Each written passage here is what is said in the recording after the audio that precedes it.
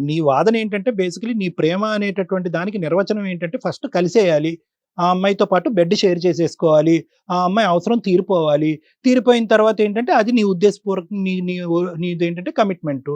అసలు ఈ అమ్మాయితో పెళ్లి కాకముందు ఎందుకు కమిట్ అయ్యావు? అందు గురించే కదా ఇప్పుడు ఈ అమ్మాయితో 10 సార్లు కమిట్ అయినటువంటి అమ్మాయితో ఇప్పుడు రానంటున్నావు నువ్వు.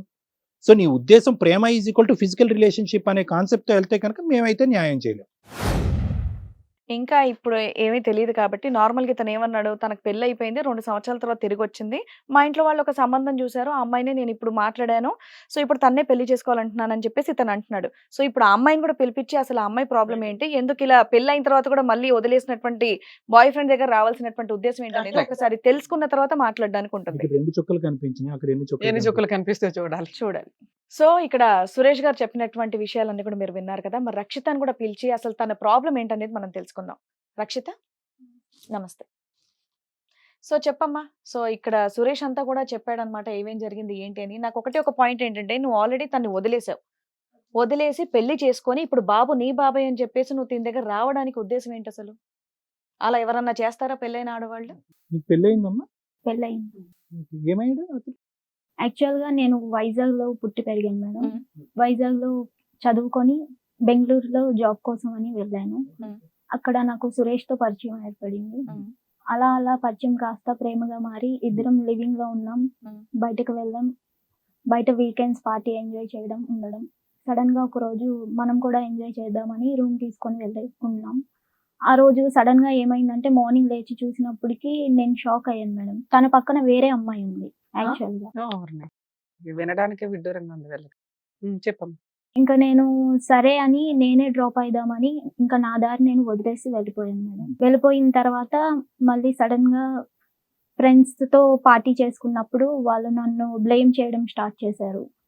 ఏమైంది ఏంటి అంటే అప్పుడు సురేష్ పోన్లే ఒక్క తప్పు చేశాడు కదా! యాక్సెప్ట్ చేద్దామని ఇంకా నార్మల్‌గా మళ్ళీ కలిసిపోయాం మేడం. కలిసిపోతే ఇంకా ఫ్రెండ్స్ అయినా సరే బ్లేమ్ చేయడం స్టార్ట్ చేశారు. ఎందుకు చేస్తున్నారు ఇట్లా అని ఒకరోజు అడిగితే మా ఇద్దరికి ఒక కామన్ ఫ్రెండ్ ఉండేవాడు. ఆ ఫ్రెండ్ చెప్పాడు. తనకు ఆల్రెడీ పెళ్లయిపోయి 2 పిల్లలున్నారు. వాడిని నువ్వు పెళ్లి చేసుకోవడం ఏంటి అని అడిగాడు. ఇది సురేష్‌కి మ్యారేజ్ అయిపోయి 2 పిల్లలు ఉన్నారని చెప్పారా? దాని గురించి మీరేమైనా ఎంక్వైరీ చేసుకున్నారా? ఏమండి నిజమా మీరు కాదా అని? మాట్లాడేది ఇదిగోండి ఈ సురేష్ గురించేనా? ఆ సురేష్. మీరు చెప్పింది ఈ అమ్మాయి గురించే. అరే 2 విరుద్ధమైన స్టోరీస్ ఎవరో వచ్చి కూర్చున్నారేమో అనిపిస్తుంది మాకు ఇక్కడ. చెప్పమ్మా. చెప్పండి, మీరు చెప్పండి ఇద్దరు మొత్తం. పిల్లలు ఉన్నారని చెప్పి కామన్ ఫ్రెండ్స్ చెప్పారు. అది మీరు సురేష్‌ని ఎంక్వైరీ చేశారా? చేశాను. నిజమే అని తెలిసిందే మీకు? నాకైతే అంతగా ఏం క్లారిటీ రాలేదు మ్యామ్. బట్ నేను డిప్రెస్ అయ్యి ఇంకా ఇంట్లో వాళ్ళు నాకు మ్యారేజ్ ఫిక్స్ చేశారు. సో ఇవన్నీ మర్చిపోయి హ్యాపీగా మ్యారేజ్ చేసుకుందామని మ్యారేజ్ చేసేసుకున్నాను మేడం. కాకపోతే ఏమైందంటే ఫస్ట్ నైట్ రోజు తెలిసింది ఆ అబ్బాయి పనికి రాదు, ఆ అబ్బాయి కాదు అని. ఓకే. ఇంకా తర్వాత కొన్నాళ్ళకి మా ఇద్దరి మధ్యన కూడా గొడవలు స్టార్ట్ అయ్యాయి. ఇంకా గొడవలు స్టార్ట్ అయిన తర్వాత తను కొట్టడం, తిట్టడం, తాగి రావడం, అనుమానించడం అన్నీ స్టార్ట్ అయ్యాయి. అలా చేసినప్పుడు ఒకరోజు నేను సురేష్‌కి ఫోన్ చేసి నీ అంత లవ్ నాకు ఎవరు చూపించలేరు. నాకు నువ్వు కావాలి అని మళ్ళీ తనకు కాల్ చేశాను.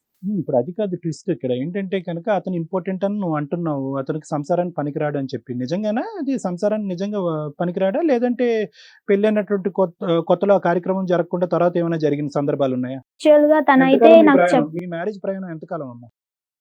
దగ్గర దగ్గర 1.5 ఇయర్ అవుతుంది. 1.5 ఇయర్‌లో అసలు మీ ఇద్దరి మధ్యన ఫిజికల్ ఇంటిమసీ నడవలే. తను పనికి రాడని అస్సలు ఎక్కడ అసలు జరగలేదు మీ ఇద్దరి ఎక్కడ మధ్య. జరగదు. తనే చెప్పాడు. రైట్. పైగా తర్వాత రోజు ఇంట్లో వాళ్ళు నార్మల్ గా అడిగారు ఏమైంది పర్లేదా బానే ఉందా అని అడిగితే అప్పుడు తను వాళ్ళ ఫ్యామిలీతో ఆ అమ్మాయికి పిల్లలు పుట్టారు అని నా మీద నింద వేశాడు.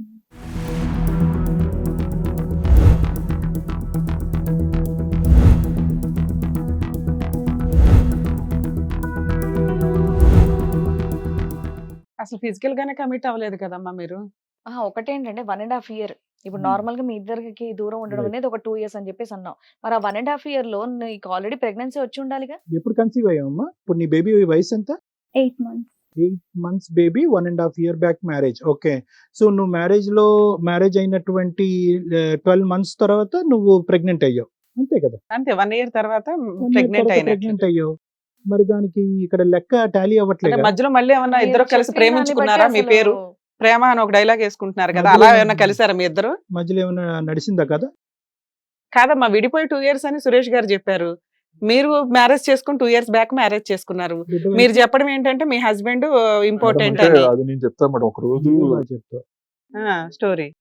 ఒక రోజు అదే వాళ్ళ హస్బెండ్ ఇలా గొడవ పెడుతున్నారు, అది ఇబ్బంది పెడుతున్నారు అని చెప్తే పెళ్ళైన తర్వాత ఒక రోజు నేను వెళ్ళాను మేడం వాళ్ళ ఇంటికి. అరే బాయ్, నువ్వు ఇప్పుడు దాకా ఏం చెప్పావు? 2 years నుంచి ఆ అమ్మాయి నేను చాలా ట్రై చేశానండి, కలవలేదు. దొరకలేదు, డిప్రెషన్ లోకి వెళ్ళిపోయాను, Suicide ఇంకేముంది attempt సూసైడ్ చేశాను. అటెంప్ట్ చేశాను, దూకిపోయానండి, కాపాడేశారు అందరూ అన్నట్టు షో ఆఫ్ ఇచ్చావు. ఇప్పుడు వచ్చి మధ్యలో వెళ్ళి దుకాణం పెట్టి మళ్ళీ లవ్ చేసావు కదా. నీకు ఎక్కడికక్కడ కథ నడిపించావు. పెళ్లికి ఆ అమ్మాయిని ప్రేమిస్తున్నప్పుడు ఒక కథ, నిజంగా నీకు 2 పిల్లలు ఉన్నారా? ఈ అమ్మాయిని ప్రేమిస్తున్నటువంటి టైంలో వేరే పెళ్లి అని చెప్పి కామన్ ఫ్రెండ్స్ చెప్పింది ఫస్ట్ ఆ కథ ఏంటి? అది నిజమా?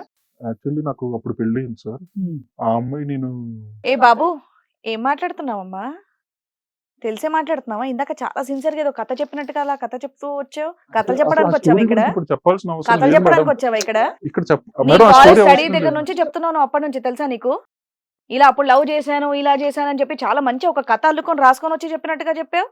మళ్ళీ పెళ్ళైందన్న విషయం చెప్పనే లేదు. కొత్తగా ఇప్పుడు పేరెంట్స్ నాకు పెళ్లి సంబంధాలు చూశారు, నంబర్ షేర్ చేసుకుంటాం, ఏదో పెద్ద అనకూడదులే నోట్ నుంచి, కానీ పెద్ద ఇదిగా నువ్వు ఫోన్ నెంబర్స్ తీసుకొని మాట్లాడానని చెప్పావు. ఇప్పుడేంటి ఇది? పెళ్ళైన తర్వాత కూడా అమ్మాయిని కూడా కలిసావు, ఇక్కడ ఈ అమ్మాయిని కలిసావు పెళ్లి కాకముందు, అంతకుముందు పెళ్ళయిందని చెప్తున్నావు. ఆనెస్ట్ గా సిన్సియర్ గా నీకు ఎంతమంది అమ్మాయిలతో సంబంధాలు అయినాయి, ఏ సంబంధాలు ఉన్నాయి, నీకు ఎంతమంది పిల్లలు, ఎన్ని పెళ్లిళ్ళు అయినాయి? ఈ మూడిట్లో లెక్క బాబు, ఇప్పటికైనా నిజం పాలు. ఇప్పుడు పెళ్లి గురించి ఒకటి మేడం మీకు నిజం చెప్పాలి. ఏంటంటే నేను ఒక చిన్న తప్పు చేశాను. ఏంటి అంటే నేను యాక్చువల్లీ వేరే అమ్మాయితో ఉన్నప్పుడు ఈ అమ్మాయి చూసేసింది. నాకు ఏం చెప్పాలి ఏంటి తెలియదు, బట్ ఈ అమ్మాయి కూడా కావాలి అని నాకు అనిపించేది.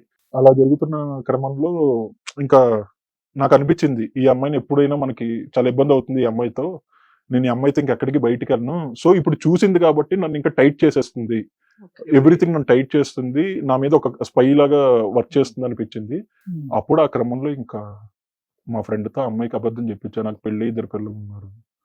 సో ఇక్కడ తను మిమ్మల్ని వదిలేయడానికి నిజమే సార్, నాకు ఇంకా పెళ్లి అవ్వలేదు యాక్చువల్లీ. ఎందుకంటే నువ్వు స్టోరీ లైన్ మీద స్టోరీ లైన్ చెప్తున్నావు, పార్ట్ 1, పార్ట్ 2, పార్ట్ 3, ఫైనల్ గా నేను నిజాయితీ పరుణ్ణే, కానీ ఈ అమ్మాయి మీద ఇష్టం లేకుండా ఫ్రెండ్స్ ద్వారా నడిపించినటువంటి కథ. ఈ అమ్మాయి మీద ఎందుకు ఇష్టం లేదు మరి తమరికి?